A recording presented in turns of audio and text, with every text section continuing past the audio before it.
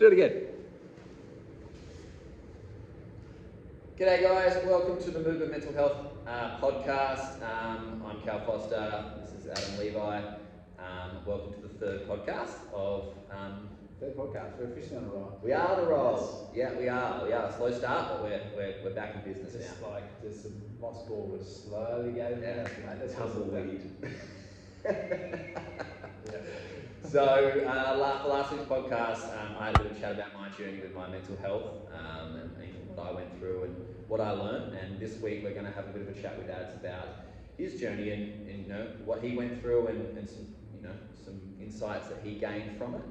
I'm actually wearing our new merch.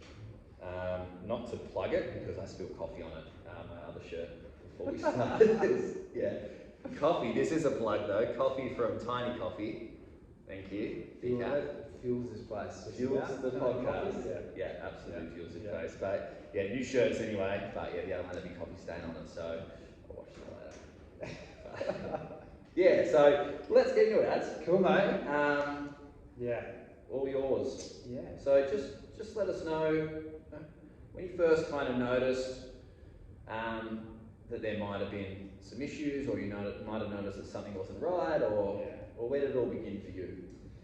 Yeah, I think for me, having thought a little bit about this, when we talked before about when did you first recognise it, and so for me, I first recognised when I had a bit of I just had my first challenge really with anxiety. I didn't know it was anxiety at the time, but it was when I first started high school. So I went from primary school, I was sports captain and I did pretty well, had a lot of friends, and then I moved to a high school where I didn't really know a couple of people, and moving into an environment where there's a lot of, there was a couple of feeder schools, so basically everyone knew each other, and I was into that, which is nothing uncommon. No. And I actually started off, it was absolutely fine, and made friends straight away, and that wasn't really an issue, but then something just triggered me. I don't exactly know what it was even to this day, and I just started having these just feelings of overwhelm. And look, it's a hard time anyway growing up, we're 12, 13, and a lot's happening, but just couldn't shake this feeling of there's so many thoughts in my head, and just to be honest, low key just freaked me out. Didn't want to be there, and for no real apparent reason. And I know it was really hard for my parents. They didn't really, it was like, what's wrong? And it's like, I don't even know. And I'm just sort of can't handle it, frankly. It was overwhelming. Yeah, I feel like that's a common thing with anxiety, right? It's like you can't. For me personally, it was like it's really hard to put a pinpoint on what it is. Where's it coming from? You just know you have this feeling, and that's the frustrating part, right? I guess, and it was for you as well, where you knew you had this feeling or this emotion, but there wasn't a direct reason that you can link to it. No, that's right, and I think maybe it's just a combination of a few, maybe a whole spectrum of things that led to it, and I guess at that age didn't really have maybe the tools to really firstly know what the hell it was. So that's a scary thing. And outside of that environment, maybe didn't quite have the network I needed. Which often you don't at 13 years old. Exactly. Exactly right. But that's the first time I recognised that. I was like, okay, that was a bit of an internal battle. Internal battle. For our Scottish viewers. That was something there that sort of grabbed my attention. And then I sort of managed to get through that, and I built a lot of friends and had a great time at school. That was great. But then after that, I remember in my early late teens, you just start to get into partying and all that sort of stuff. I had that. We start to get a little bit of this social anxiety around different, obviously, social scenarios. but again, from the outside, I feel like I've always been able to hold the conversations and talk, and I always felt that no one would really pick it. Yeah. But I would have to really psych myself up for events, or even just frankly interacting with some people maybe that I didn't know, and it was a big deal. So yeah, that was where I maybe first realised it was like an anxiety, where you have this like anxiousness, that there's certain triggers that would really provoke the sweaty palms, and you feel like a high heart rate, and you're just whirring thoughts. What was your knowledge of anxiety at that point in your life? Mate, I didn't really have any idea, and it's not like it is now where it's just a bit of a buzzword. It was like, no idea. Maybe anxious. You feel like, oh, someone's anxious to do something just because you almost felt like, oh, are they really excited to do it? Similar on that. Very similar physical traits with anxiety and excitement. Too. Because it's like almost an adrenaline. Absolutely. There's a high heart rate, sweaty palms, that kind of thing. So they're very interchangeable in terms of physical emotions, but one is characterised as negative and one is characterised as positive, right? Because of obviously the feelings that you get from it. Exactly. And so then started to maybe know what it is a little bit better, but I never really dove into it. I didn't. It wasn't too big an issue. It was more, social scenarios, which at that time when you're younger, that just meant have a few more beers before you go out, and then problem solved, and it wasn't an issue. It was an issue, but it's like I just master. Hit it down. Absolutely. You didn't know better, right? Like for you, that was a tool that worked at that point. You didn't know that there was potential negative consequences of that, or you didn't know better, right? Exactly. So you just sort of go along, and it's like, oh, everything's pretty good. And if it's not, I'll have a beer. Exactly. Pretty much. And there's nothing. I feel like that's part of growing up, especially in our culture. Things maybe change a little bit. I think younger generations get a bit more aware of these sort of emotions, which I think is fantastic. Woke. That's the word. That's it. Woke. I was trying to say. Too old for that. And then what led me to, I guess, to where I'm at today is that, it was maybe 5-6 years ago now, and I had a long-term relationship. I had long-term partners, when I was from 19, 20 through to 26, 27. And that relationship broke down. It was just a case of sort of, going which path we go, and just growing apart. And then after that, you sort of, I think probably a lot of people find themselves in that situation where you're like, all right, well now where you maybe had a certain plan, so to speak, for your future, and then so you feel a bit lost. And then, felt like, again, what do you turn to a little bit? All right, turn to a bit of partying and having a good time. Which, don't get me wrong, was fun. It was the second moment. Of course. But it definitely then led me down a few darker paths. I think it's the awareness.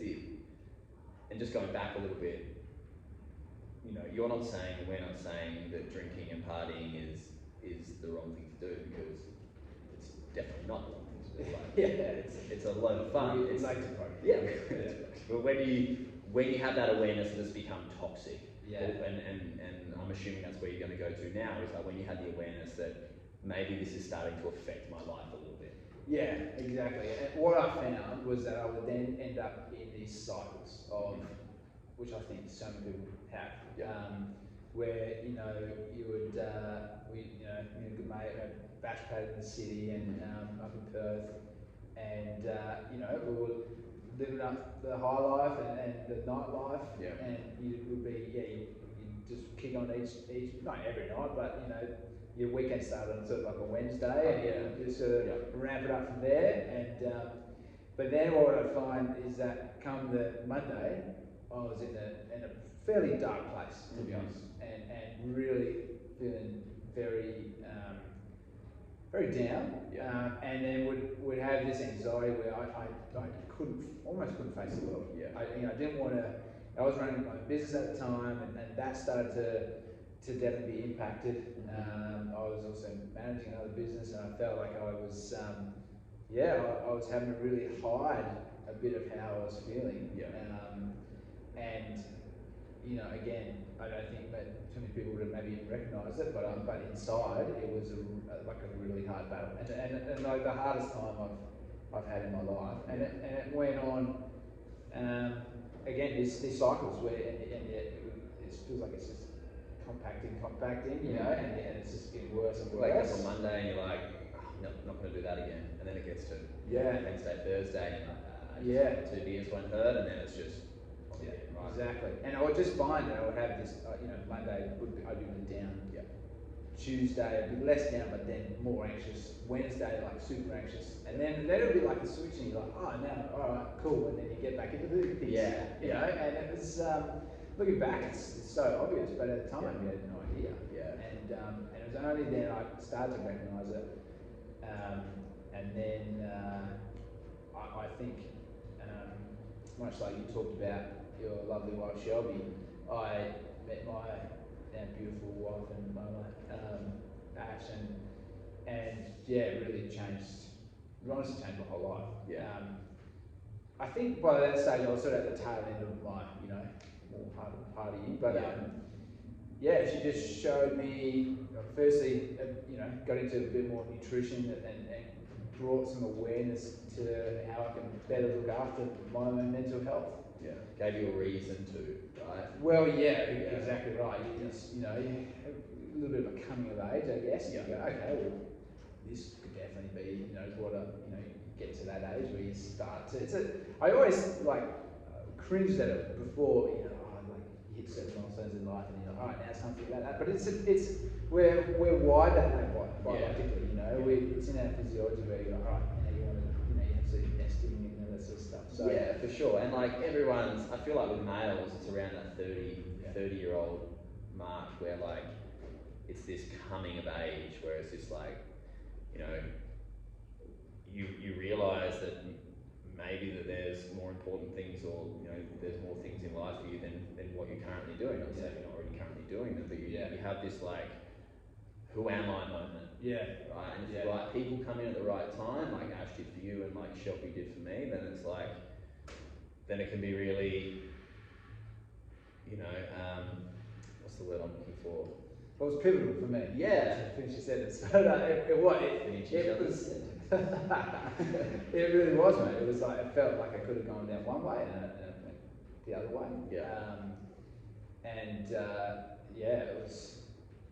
It was amazing to then bring the awareness to. That's when I'm most recognised with my mental health. I started to learn some tools, and I started to really dive into it, and I thought, I'm not happy with just having this, low key, having always some depression and always some anxiety, depending on which day it was. So I wanted to dive into it, started doing my own research, started taking a lot better care of myself, started getting to, healthy habits, getting to better routines. Now talk to us about those. I know that I talked about some of the tools that I use and my experience with them, but besides from obviously cutting out the drinking, what were some tools or some habits or some healthy habits that you built in to improve? Because we always say improve, right? It's never cured. And look, that's not for everybody. Some people, I'm sure, have gone down the whole I'm cured path. But I find it a little bit more realistic for us to talk about an ongoing monitoring. And a way to be able to deal with it in a little bit more healthier way. Manage is the word I'm looking for. So how did you? What kind of tools or habits did you find that helped you to manage what you had going on? The biggest one for me is meditation. Easily. And can you explain to people, because people obviously often get the wrong idea with meditations, right? I mean, I find that a lot with people, they're like, oh, you have to sit down and, you have to stop thinking. Or you're not allowed to think. or and then they get frustrated with it, and that's what often leads them to trying it for a few weeks and then stopping it. Yeah, it was actually I read a book, a Joe Dispenza book, Becoming Supernatural, and it just basically talks about the power of our conscious mind, and it just led me to dive a little bit further into what meditation is, and it's really just becoming familiar with yourself. 10 years ago, I would have thought, you've got to be cross-legged on a mountain, that old sort of cliche, But no, it really, really helped me get on top of my anxiety. And honestly, I just used Headspace app, and it was like an anxiety program you do through that, and that was my first foray into it. But I guess when I maybe first started, I'd do one, and didn't really hit it consistently. But when I did it, I think it was maybe 20 days in a row or something. It was like can properly start to practice it. It is a practice. Like anything, it's bloody hard when you first start doing it. And to be honest, you still have days where you sit down and it's really hard. You got for sure wordy thoughts, but what I found for me was that it allowed me to, and what the program sort of told me was, you might have this anxious feeling, and it's also about, I'll do it each morning, so you can wake up and check in and see how you're feeling. And some days you actually, I feel good. Some days you literally actually physically feel heavy. You just and it's like the weight of the world on your shoulders. And they're the days where it's maybe a bit darker. And I would say it would be that depressive state. Where quite honestly I just had no motivation to do anything and didn't really want to leave my room and didn't want to really talk to anyone or do anything. Do you find that you still get those days? For sure.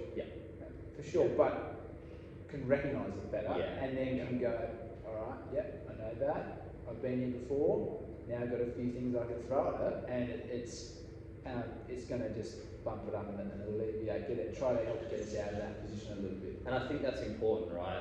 I read an article a couple of days ago with a guy who meditated for 2 years straight and what it did to him.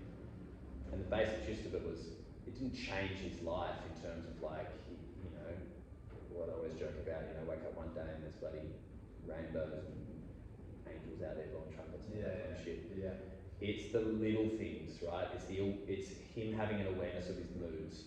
It's him being able to make better decisions when he's in, shitty moods or down moods. It's him being able to regulate his emotions a bit, have a little bit more emotional awareness. Find that when he's doing something, he's present when he's doing it. And he's less worried about things because he's playing with his kid or whatever it is. He's there. He's playing with his kid. It's that sense of, mindfulness and meditation, I guess, go hand in hand. The same thing. It's about being present in whatever you're doing at that point. That's being mindful, and that's meditation is a form of mindfulness, and mindfulness is a form of meditation, right? So, it's really important for people that are listening to know that you're not going to do these things, and I want to hear some more tools that you use in a second, but and it's going to have a dramatic change in your life. It's not going to be like, oh my god, right? There's no magic pill. No, it's as I said earlier, it's something you have to practice, and the gym space, you've got to be consistent with it. You can't do a workout and expect to see anything different. You have to hit the same workout 3 times a week for months, and you'll start to see a difference. And it's the same with what I found with meditation, and I suppose it would change my outlook on the day, and you could check in and see how you're feeling. So you could then actually go maybe certain things you maybe frankly, alright, maybe it's not the best day to do this or that, or maybe social scenario, this might be a bit much for you today if you're feeling quite anxious, but also I found that by being able to check in, you can it's a good analogy of and this is what I would often feel with when I would feel really anxious. I would feel like I'm balancing 10 big boulders on top of my head. And when I would sit down and do some a meditation, it allowed me to take them off my head and put them out in front of me, and be able to go and see them for what they are, a bit more objectively. And also, one of the biggest things I really took away from it is and what this program I did on Headspace did, which was amazing, was be able to, okay, you're feeling anxious. Doesn't mean you're anxious. There's an emotion of anxiety, and you can actually learn to disengage it and recognise it's there and go, okay. And what we touched on the other day was that's a trigger. That's a survival instinct. Okay, what is that? What is that trying to tell me? Be curious about it. it. Yeah, exactly. Be curious about it, which is and that is just such a game changer. As opposed to if you don't. For me, if I don't sit down, and honestly, I could do a 5, 10, or 15-minute meditation. It's not like you have to sit down for an hour. And it would just allow me to then go, okay, and recognise what that might be. And I just found myself, like I might sit down for 5, 10 minutes, do some bit of breath work or follow a little guided meditation, and then it'd come out of that. And there might be just little things that might have happened that I know if I hadn't sat down and done a bit of mindfulness, I would have acted in a whole different way, like in a negative way. And it was like, oh, holy shit! Like if I hadn't done that, I wouldn't have been as good a version of myself. And that's really what it was. And I really just was trying to do it so I can, honestly, be a better version of myself. For actually, I spend most of my time with, and my friends and my close family who I spend, and frankly everyone. But it's like the people that you feel like you have the most impact on. Which was going to be my next question, because obviously this start and building habits and what we're trying to do with the hub is a challenging thing. So it's really important for people to have some sort of intrinsic motivation. We talked about it in the last podcast. You know what mine was.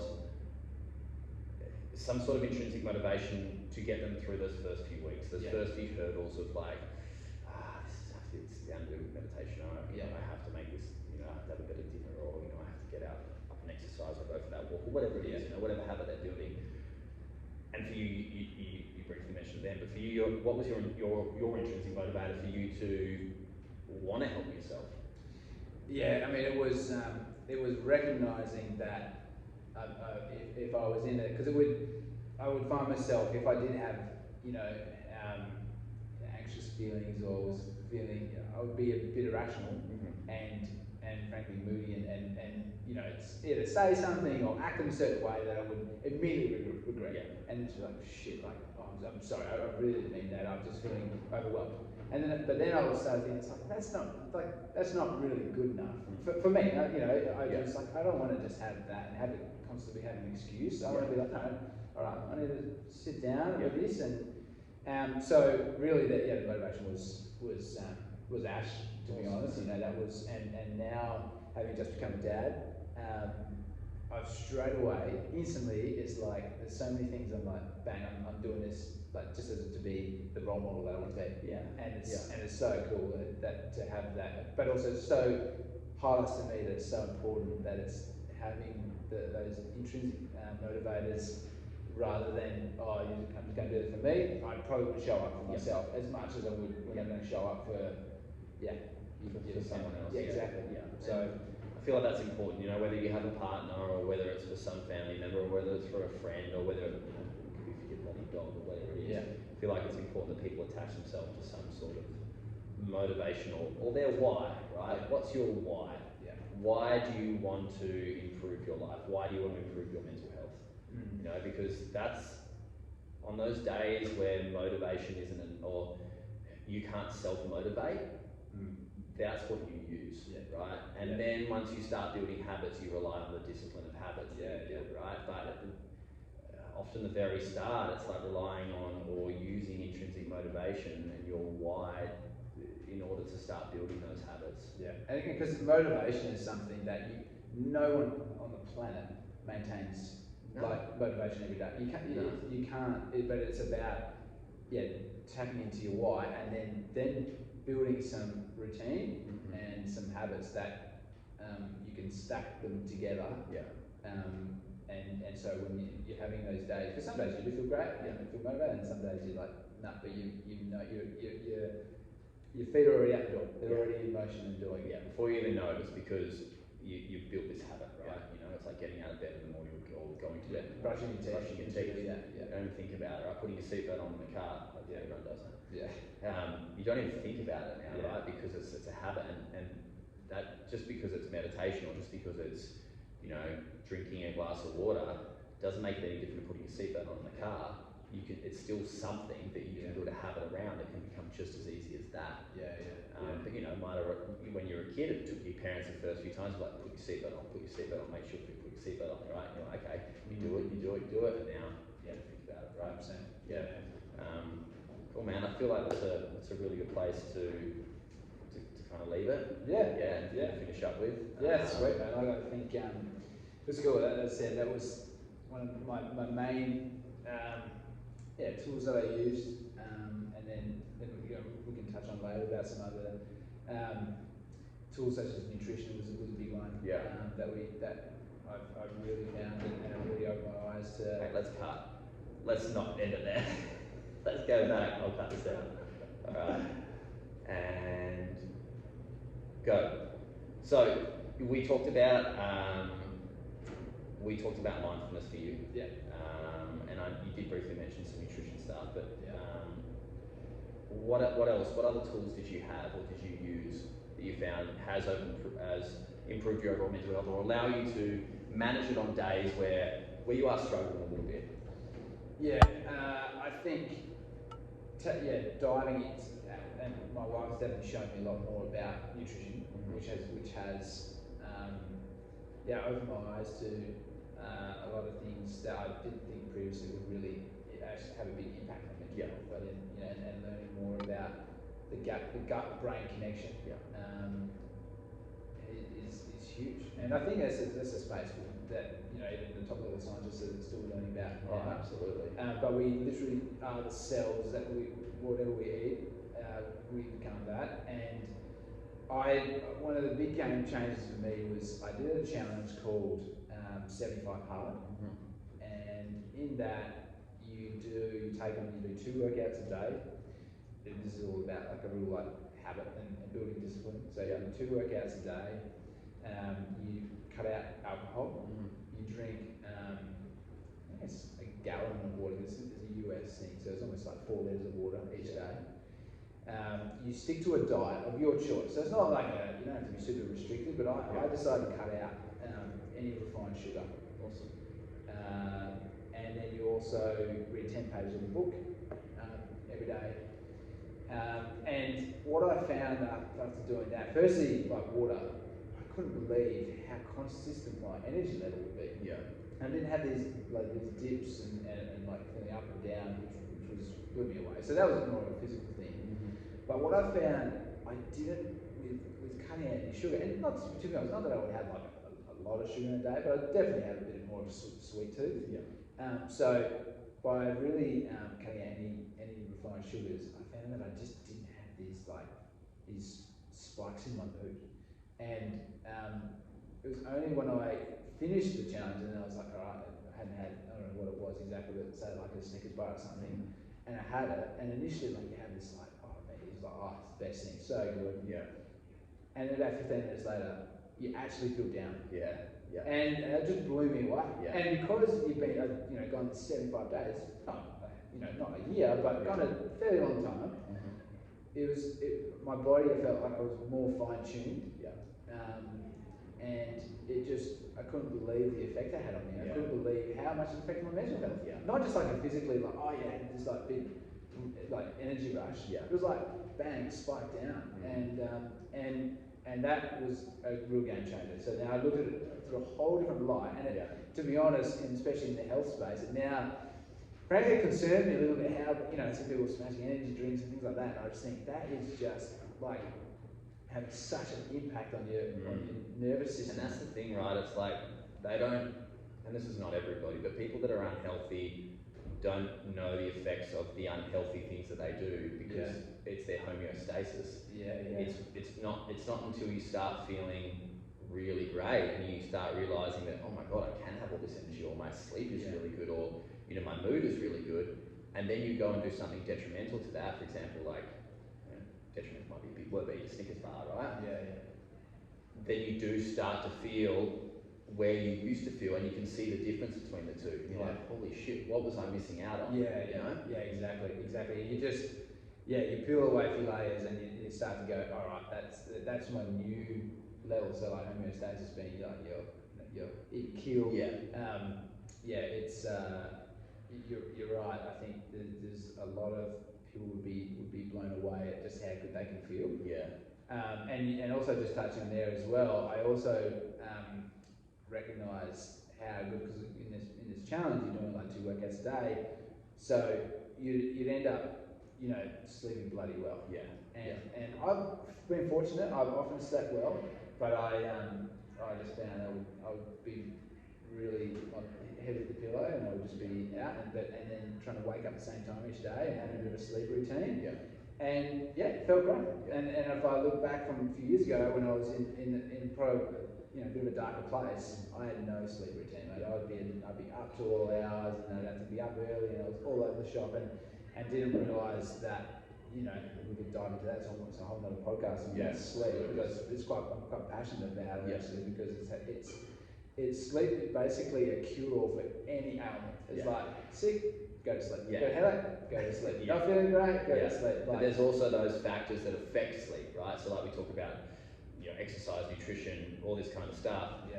If you don't get those right, sleep's going to be affected from it, right? If you get these right, then you get not only do you get healthier, but you get the added benefit of sleeping really well, which makes you, like you said, bulletproof. Yeah.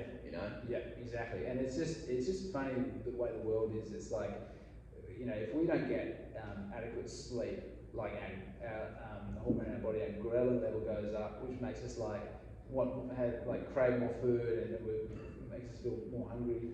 Whereas if we having adequate sleep, then we have increased levels of leptin, which is a different hormone, which makes us feel satiated and fuller. Yeah. So it's just there's so many things that really put on. So, and that's where you and I have talked about it. It's like we just got this. We want to share this with other people, and hopefully it's made a big impact for us. It's still like each day you work on yourself, but it's you tweak things, tweak it, fine tune it, can recognise. Oh shit, I've had the last few weeks and been in doubt again. But my sleep has been all over the shop, so I recognise that's an area where I can look to try to improve a little bit, and then I will help. Help to understand why maybe some moves up and down. Yeah, and important to also know why we're doing things, right? Like, why is sleep good for you? Why is nutrition good for you? Why is this good for you? Because that'll give you that extra motivation to be like, okay, if I know why it's good for me, I'm going to do it. If someone tells you like, eat this apple, and you're like, why? Yeah, exactly. I'd rather this donut. I think you and I are wired that way. We don't just want to be. Someone just tells us, and like, you're going to go, great, good for you, mate. And also I know that if people aren't ready to receive it, then they don't want to hear it. You can tell them to. They have to also want to make a change. Absolutely, and that's what I just encourage. Anyone listening, like, if you are struggling, like, that first step is the hardest. And once you do it, then it just gets a little easier from there. And hopefully we can try to keep with this podcast, trying to share a bit about what we've learned ourselves, and we're diving in about learning how we can even further, and it's amazing what we can uncover. At the end of the day, there's a couple of blokes who have been through and continue to go through a bit of a mental health journey, and we've tried things and we've found things that work and things that don't, and we want to be able to share that with you guys to help you along the way. Yeah, it's literally just shared experience. It's like I don't want to just hold this to myself. So, absolutely, man. So oh man, thank you so much for I know it was super hard for me, when I shared mine, and I can absolutely empathise how hard it is to do so. It's not easy being so vulnerable, but it's what we encourage, right? So massive props to that for you to come on and and to share your journey. Yeah, and I appreciate it, mate. And it's hopefully we can just start some conversations to do up, and just like we're doing right now, some cool ways to feel like we've been chatting. So once again, mate, I love it. Yeah. Thanks for awesome, man. We'll catch you guys next week for our next podcast. Sweet. Yeah. Have a great week, guys. Phew. We did it. Yes. Well done, bro. 34 minutes.